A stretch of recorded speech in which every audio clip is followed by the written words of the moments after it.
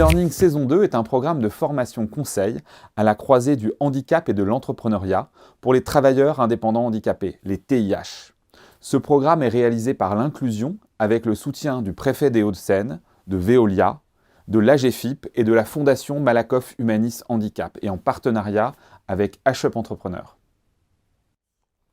Chers entrepreneurs, chers TIH, dans ce module 32 de e-learning, nous vous présentons les écosystèmes des travailleurs indépendants et du handicap. À l'issue de ce module, vous aurez des points de repère sur les questions suivantes. Quels écosystèmes répondent aux principaux besoins des TI et TIH? Quels en sont les acteurs et leurs spécificités? Nous allons structurer ce module en deux parties. Premièrement, les écosystèmes des travailleurs indépendants et du handicap. Deuxièmement, nos conseils pour cartographier votre propre écosystème. Première partie, les écosystèmes des travailleurs indépendants et du handicap. Même si l'entrepreneuriat est une aventure fantastique, tout chef d'entreprise est confronté à des défis, voire des difficultés et peut se sentir seul. Ainsi, pour multiplier vos chances de succès, il est essentiel d'identifier précisément vos écosystèmes potentiels et de savoir y chercher tout le soutien nécessaire.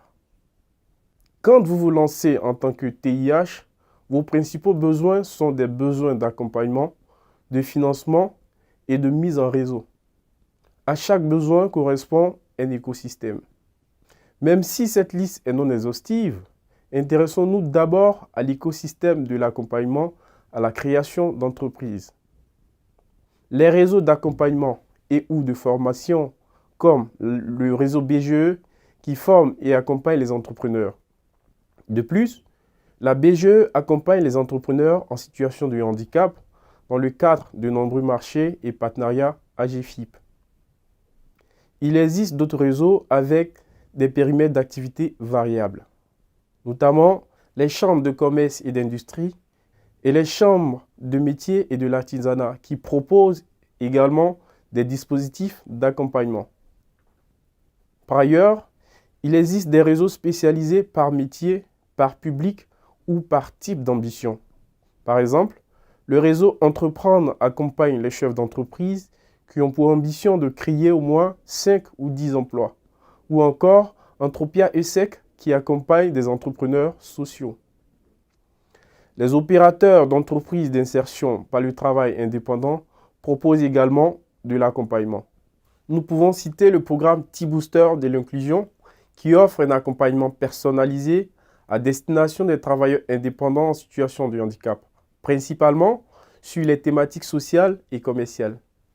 Ensuite, étudions l'écosystème dédié au financement de votre activité. Outre les banques et les fonds d'investissement, il existe de nombreux financeurs potentiels à contacter, notamment si vous êtes en démarrage d'activité ou si vous avez des ressources très limitées pour votre lancement.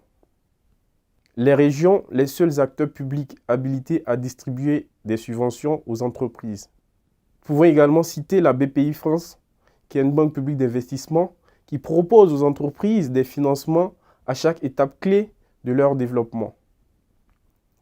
L'AGFIP, chargée de soutenir le développement de l'emploi des personnes handicapées en participant notamment au financement du projet de création ou de reprise d'une activité à hauteur de 6 300 €. Cette aide à la création peut varier dans ses modalités d'attribution ou dans son montant.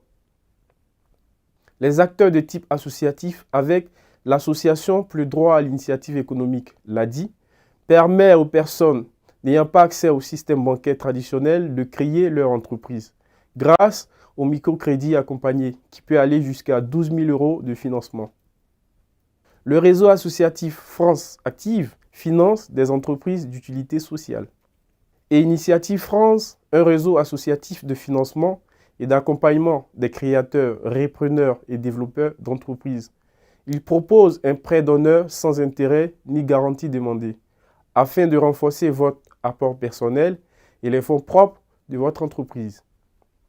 Enfin, il existe de nombreux autres types d'acteurs, au premier rang desquels nous positionnons nos partenaires, l'association HUP Entrepreneurs qui accompagne les entrepreneurs en situation de handicap avec une équipe de 400 bénévoles pour le succès de leur entreprise. Les organisations de représentation des entrepreneurs et entreprises comme la CPME, le MEDEF ou encore le mouvement éthique peuvent également vous être utiles. Les incubateurs ou tiers-lieux comme la ruche peuvent être à considérer si vous avez besoin de bureaux ou d'accompagnement. Deuxième partie, nos conseils pour cartographier votre propre écosystème. Nous vous conseillons de personnaliser votre écosystème selon plusieurs paramètres. Votre territoire, soit parce que des acteurs n'existent que dans certains territoires, soit parce que l'antenne locale des acteurs nationaux peut avoir une spécificité significative dans votre territoire. Votre situation personnelle, l'état d'avancement de votre projet professionnel, car les acteurs et écosystèmes se spécialisent souvent par étapes. Votre métier, car de nombreux acteurs se spécialisent par secteur d'activité. Le réseau que vous avez réussi à construire jusqu'à présent, à savoir partenaires, associations, clients, etc. Car vous avez peut-être déjà un réseau qui répondra à certains de vos besoins et moins à d'autres. Votre situation de handicap, par exemple, si vous avez un handicap psychique, vous pouvez vous rapprocher de l'association Clubhouse France. Si vous êtes déficient visuel, vous choisirez plutôt des acteurs comme l'UNADEV. Une fois les acteurs de votre écosystème identifiés, prenez contact avec eux et présentez-vous. Il est important d'appartenir à des réseaux pour se faire connaître, créer des partenariats, nouer de nouvelles relations professionnelles et être référencé. Et ils auront probablement des acteurs encore plus spécifiques à vous conseiller et de nouvelles opportunités s'ouvriront à vous. En conclusion, se lancer dans l'entrepreneuriat n'est pas chose aisée et réussir seul est quasi impossible ou très difficile. C'est pourquoi nous vous conseillons d'avoir une vision claire de vos écosystèmes car en les mobilisant de la bonne manière, vous multipliez vos chances de réussite. Merci d'avoir suivi ce module. Pour aller plus loin, rendez-vous sur tlearning.fr, www.tih-learning.fr et restez informés sur l'actualité des TIH en nous suivant sur les réseaux sociaux de l'inclusion.